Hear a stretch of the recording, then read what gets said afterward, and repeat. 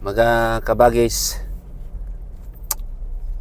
ngayong araw na to ay sobrang init po panahon ngayon. Saka ang oras na po ay alas 12 na ng tanghali.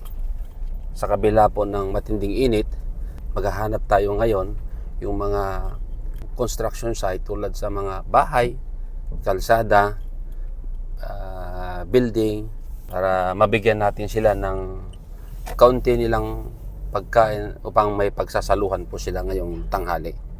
So let's go mga kabagis, hanap tayo ngayon.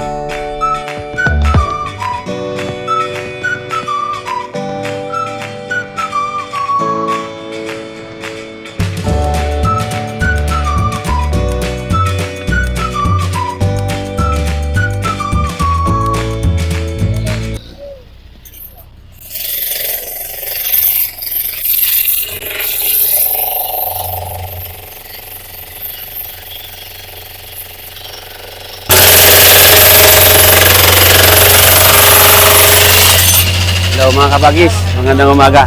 Ako. Ano, kuya, ano ba ito kuya, ang ginagawa niyo po dito? Yan. Drainage po, sir. Drainage?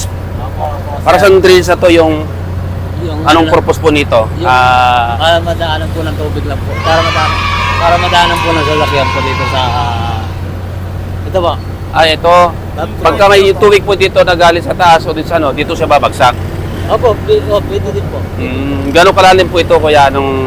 Hindi ko po alam, sir, kakarating ko lang kasi sir, gawa ng galing ako sa kabilang project. 70 po, sir. 70 inches, 70 centimeters. So, kuya, ano to Parang mabigat ito Mga kabagay, subukan ko ng ito, putugtugin ito kung gaano sa kalakas at kabigat. Kasi si kuya, pag si kuya ang gumagamit, bali wala na sa kanya. So, pwede ko masubukan kuya? Pwede lang po, sir. Pwede po. Ayaw, di ma!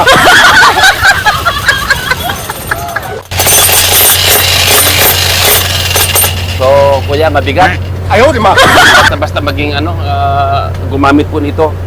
Bigat po nito, napaka-bigat po. Mga ilang kilo po siguro to, mga 10 kilo po ito kuya na. Meron po, sir. So, ilang oras ka gumagamit ito kuya dahil ikaw gumagamit? Kalahating oras po.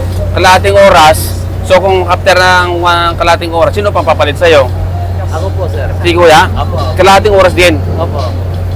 So, pagka araw-araw ka dito, yung muscle po ninyo, nagiging pain kasi hindi ka nag-weight. Lalo mo pa yung yung nag-weights, no? Sa araw-araw. Kasi pagka gumamit ka nito, araw-araw, parang lang kayo, level lang kayo dun sa bodybuilding, araw-araw na nagpapalaki ng ng muscle. Opo, sir. Di ba? Kasi nadaan namin kayo kanina dito, bumalik po kami, kuya, para makausap namin kayo. Kasi mag-11 naghahanap talaga kami ng ng mga makakausap before 11 po. Kayo nga po yung nakita po namin dito at nakikita namin po na super po ninyo, bigat po ng ginagawa ninyo po dito sa drainage. No? Kailan matatapos ito kuya? Ang Merkules. Ang tutok gawa ng Merkules, Huwebes. So, pagdating po dito sa ganitong sitwasyon ng trabaho, kontrata ba to o per day po sa inyo pagdating? Per day sa inyo. So, magkano bang per day nyo dito kuya? 700. 700? So, pag araw-araw po wala kang may pasok kayo ng Sabado-Linggo? Opo, meron po. Meron po, sir. So, mga kabagis, 700 ang per day po nila. So, naka-minimum wage naman sila. Kaya lang, ang kaiba lang sa ibang trabaho po, sa offices, mga janitorial, karpentero, or mga ibang trabaho dyan, ito po yung nakikita ko isang pinakamabigat sa trabaho ng isang ng construction, dahil ikaw mismo na humahawak nito ay ikaw mismo ang nagja-jackhammer. Unlike pagka yung mga pang heavy duty, talaga yung tawag nito, yung bako ba yun? Bako ba yung gumaganon? Unlike ito po, operated by manual, tao mismo. Kaya lang po dito sa bigat po nito mga kabagis, mabigat po.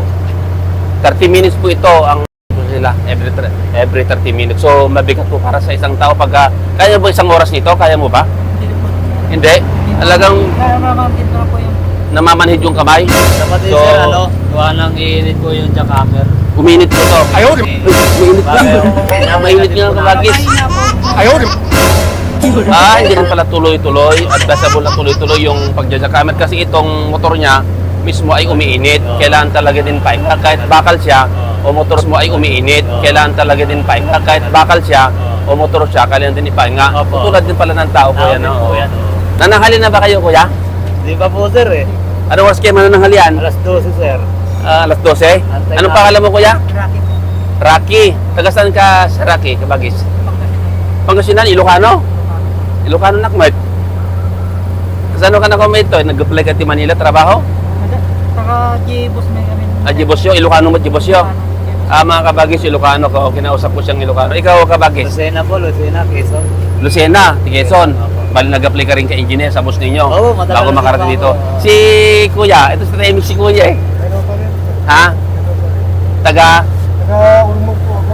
Ay, layo. Ormoc, Lucena, taga Pangasinan. So, magkakalayo pong probinsya pinanggalingan nila. Pero isang company na pinag-apply nila, nagpulang sila sa isang trabaho, mga kabagis. So, mga kabagis, mayroon kami lang ibibigay sa inyo ng kaunting pagsalusaluhan ninyo. Sana magustuhan po nyo ito, ha? Kunin mo, kabagis. Yes. Opo.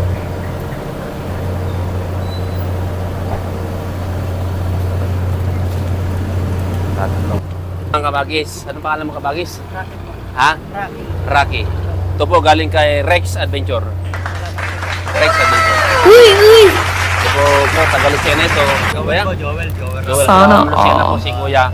Ito po, si Kuya, from Ormoc. Si Kuya, nakikita ko parang nagutom na siya, gusto nang kumain mga kabagis. Kaya, ito, tamang-tama po, mag-alas 12 na, mag-off na rin sila. Kaya, ito, magpagsalaw-salahan nila siguro ito. At meron din po akong bibigay sa inyo.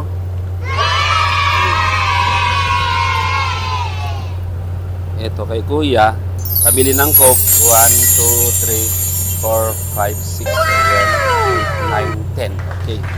Ha? Ito bibigay ko sa inyo, pabili nyo ng, ng kanin o soft drinks or kung ano pa yung kailangan nyo ng pananghalian, ha? Sinong hawak sa inyo? Ha? Ako po sir, Ito po si galing kay Rex Adventure. Rex, sir.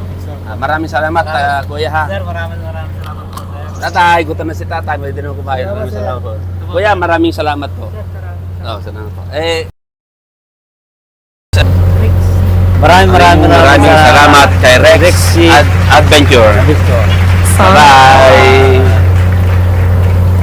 Sir, maraming salamat. Rex Adventure.